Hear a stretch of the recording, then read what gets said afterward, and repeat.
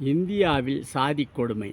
இந்தியாவின் அரசியல் சட்டம் உருவாகும் முன்னர் கடுமையான சோகமான நிஜம் இதுதான்.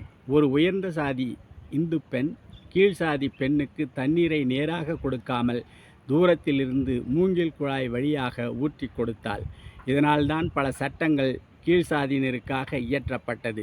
இது மாதிரி சட்டங்கள் மூலமாகத்தான் கீழ் சாதியினர் என்று ஒதுக்கப்பட்டவர்கள் இன்று ஓரளவு உயர்ந்திருக்கிறார்கள்.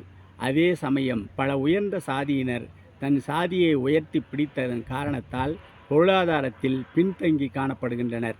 இதன் காரணமாக பல உயர்ந்த சாதியினர் தங்கள் சாதியை மறைத்து கீழ் சாதியினர் சான்றிதழை பெற்று அரசாங்க வேலைகளில் அமர்ந்தனர். ஆனால் வெளியே அவர்கள் சாதி பெருமையை பேசிக்கொள்வது அருவருக்கத்தக்கது.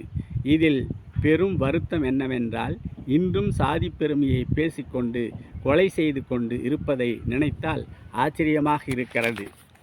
இதில் அன்று உண்மையாக பல கொடுமைகள் நிகழ்ந்தது உண்மைதான். இன்று அந்த சாதி பெருமை அரசியல் செய்வதற்குத்தான் உதவுகிறது. கொலை செய்தால் என் சாதி பெருமை அடையும் என்று ஒருவன் நினைத்தால் அதைவிட முட்டாள்தனம் வேறு எதுவும் இருக்க முடியாது. மக்களே, உணர்வடையுங்கள், தெளிவடையுங்கள். சாதியால் ஒன்றும் சாதிக்க முடியாது. தனித்தனி சாதிக்கு தனித்தனி கடவுள் இல்லை. சாதி என்பது இல்லை என்பதே உண்மை. சாதிகள் ஒழிய வேண்டும், சமத்துவம் பெருக வேண்டும். நாம் எல்லோரும் மனிதர்கள் என்பதை மட்டும் மனதில் கொள்வோம். வாழ்க பெரியார், வளர்க பகுத்தறிவு.